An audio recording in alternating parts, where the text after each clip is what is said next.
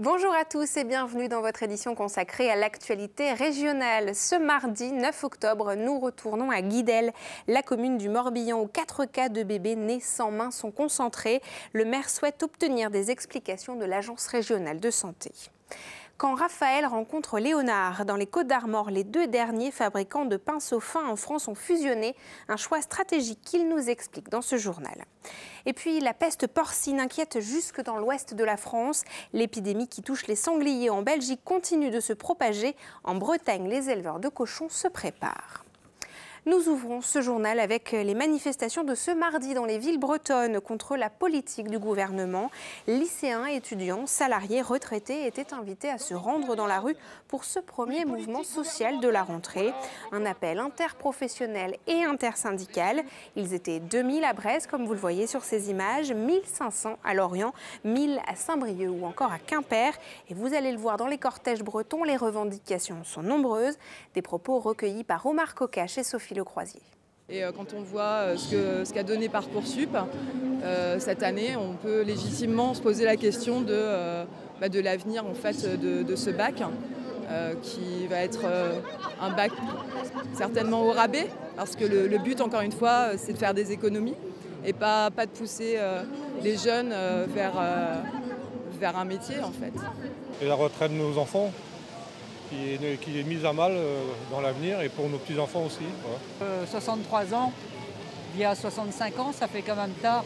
Toutes les attaques sociales, à commencer par la loi El Khomri qui a été prolongée. Tout à la veille des élections européennes, c'est très très important de s'unifier, d'unifier tous nos combats.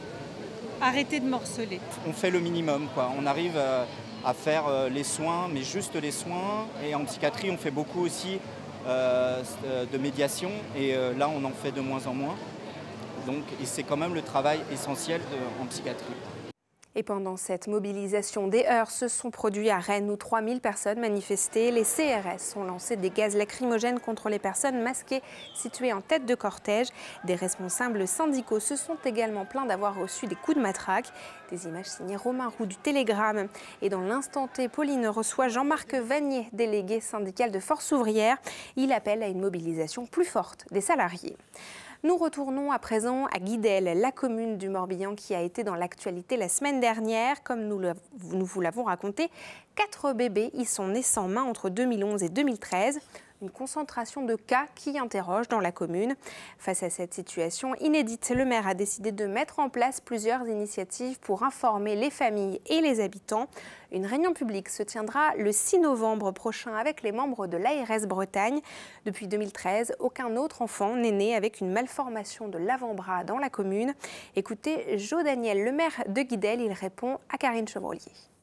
J'ai discuté avec l'ARS et on est tombé d'accord sur l'intérêt de venir à Guidel, rencontrer les familles concernées pour discuter avec elles, leur apprendre un peu, on va voir avec elles ce qui a été fait et voir un peu la suite qui peut être donnée à ces affaires-là. Et se pose, et moi me pose en tout cas, je vais dire 2 grandes questions. D'où vient cette malformation? Quelles en sont les origines, etc. Qu'est-ce qui provoque ça, premièrement? Et deuxièmement, pourquoi à Guidel et pas ailleurs? Qu'est-ce qui nous singularise des communes environnantes ou des communes voisines? Et donc, je pense et j'espère que la réunion publique apportera un début de réponse à ces questions. Et nous retrouvons à présent votre chronique, toute image, la Bretagne en 5 infos, préparée aujourd'hui par Jérôme Gallo. Changement en vue pour les pêcheurs de bar bretons, professionnels comme plaisanciers. La commission de la pêche au Parlement européen a adopté ce matin le principe de quotas pluriannuels et non annuels. Et la fin de la délimitation au 48e parallèle, au nord duquel il avait été interdit de pêcher le bar cet été. Le projet doit encore être adopté par le Parlement pour être mis en application. 20 ans de prison pour Gal Valerius, le baron de la drogue breton du dark web, a été condamné ce mardi par la cour de Miami aux États-Unis. Habitant de Plusquelec, dans les Côtes-d'Armor, il avait été interpellé en août 2017 à Atlanta. La police américaine le soupçonnait d'être à la tête de Dream Market, un site de revente de drogue. Gal Valerius avait plaidé coupable. Une prison de 450 places sera construite au nord de Rennes. Ce nouveau centre a été inscrit au futur programme immobilier pour la pénitentiaire présenté lundi à Paris. Son lancement est prévu pour 2021. Le lieu d'implantation n'est pas encore connu, mais la commune de Liffré est pressentie pour accueillir cette nouvelle prison. Il n'y aura jamais eu autant de monde au stade du Roudourou pour un simple entraînement ce mercredi. 15 000 personnes sont attendues à Guingamp pour la préparation des Bleus. Avant le match amical de jeudi face à l'Islande, une rencontre qui devrait attirer pas moins de 19 000 spectateurs, soit le record d'affluence du Roudourou. La dernière venue de l'équipe de France à Guingamp remonte à 2009.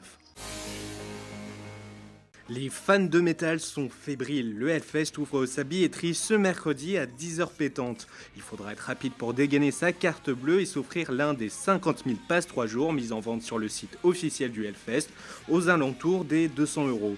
La grande messe du métal se jouera du 21 au 23 juin 2019. Les groupes Slayer et Dropkick Murphys ont déjà été annoncés. La métropole brestoise va-t-elle s'étendre de Crozon à Landerneau? Depuis ce lundi, une enquête est en ligne pour les habitants de la métropole et de la presqu'île de Crozon. Les citoyens sont appelés à donner leur avis sur le rapprochement des deux entités. Brest est la plus petite des 22 métropoles françaises. Avec à peine 200 000 habitants, elle est loin du seuil des 400 000 requis et nécessaire pour être un véritable pôle d'attraction. Un rapprochement avec la communauté de communes de Landerneau a aussi été évoqué, mais Patrick Leclerc, le maire de Landerneau, n'y est pas favorable pour l'instant. François Cuyandre, maire de Brest, nous informe sur cette volonté de développement. Il répond à Christophe Boucher. Brest Métropole, aujourd'hui, c'est uniquement 8 communes, quand d'autres métropoles font 40 ou 80, voire 100 communes. C'est les 8 communes qui ont formé la communauté urbaine de Brest en 1974. Et je pense qu'il faut aller au-delà. L'essentiel des métropoles aujourd'hui a un territoire qui correspond au bassin d'emploi. C'est loin d'être le cas à Brest. Le bassin d'emploi, c'est 400 000 habitants. C'est le sens de la question que j'ai posée au président des communautés de communes qui forment le pays de Brest, avec l'idée de réfléchir ensemble sur la manière dont on peut dépasser cette situation actuelle.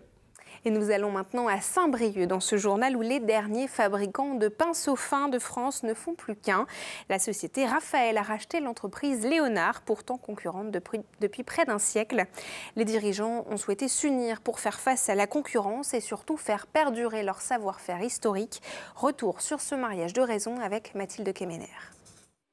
Les pinceaux Léonard à Saint-Brieuc, une société labellisée entreprise du patrimoine vivant et transmise depuis 7 générations. Mais aujourd'hui, une page se tourne. Elle est rachetée par les pinceaux Raphaël au chiffre d'affaires 10 fois plus important. C'est son unique concurrent en France. L'opération a été officialisée dans les locaux de ce dernier.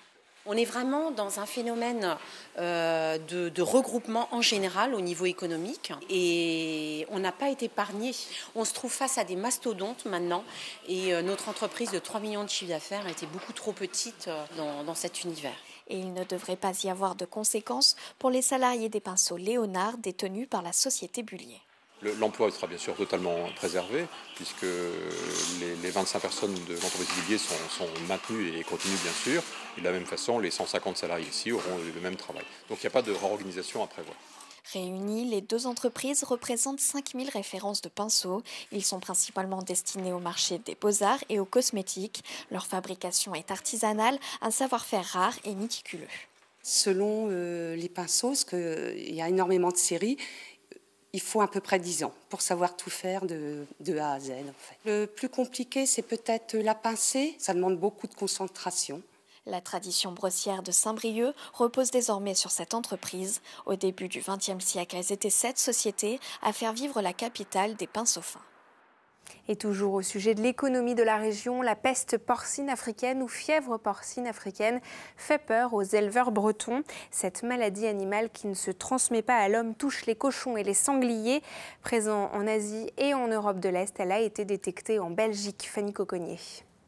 Une combinaison à usage unique, des bottes désinfectées. Ces précautions du quotidien sont adoptées par les éleveurs pour empêcher la fièvre porcine de franchir les murs de leur bâtiment. Si elle n'est pas dangereuse pour l'homme, elle tue les animaux qui la contractent et fait craindre pour le marché du porc. La Bretagne compte 5859 élevages porcins. Le risque pour la filière, c'est une fermeture des frontières, en tous les cas pour tout ce qui est le commerce à l'exportation. À partir du moment où il y a... c'est même pas un éleveur, hein, c'est un sanglier qui est déclaré positif. Et ça fermera automatiquement les frontières et donc tous les éleveurs de France seront touchés au niveau de l'économie, quoi. En Bretagne, le cours du porc est déjà bas, à 1,196 € le kilo. L'arrivée de la maladie sur le sol belge, à quelques kilomètres des frontières françaises, inquiète.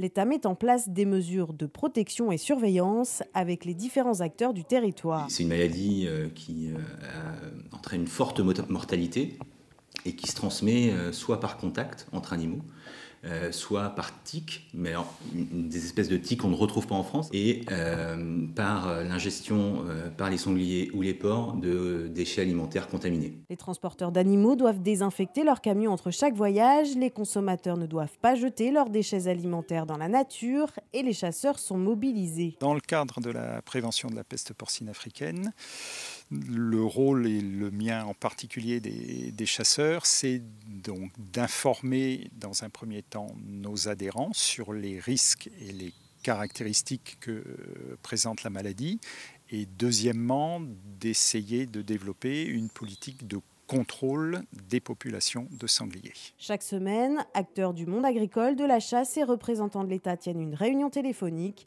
Ils se préparent ainsi à une éventuelle arrivée de la maladie sur le territoire. Et c'est ainsi que l'on referme cette édition. Aujourd'hui, dans votre magazine régional, l'Instant T, Pauline reçoit le directeur de course de la Route du Rhum. La transatlantique part dans un mois de Saint-Malo. Autre invité, Guillaume Mingui, adjoint au maire de Quimper. Il a annoncé il y a quelques jours son intention de quitter les Républicains. Il s'explique sur cette décision dans notre édition. Vous retrouvez cette émission à 19h15 et à 23h15, mais aussi en replay sur les sites internet de TBO et de TB Sud. Merci à vous d'avoir suivi ce journal préparé par nos rédactions. Je vous retrouve demain à 19h. Passez une belle soirée sur nos antennes. À demain.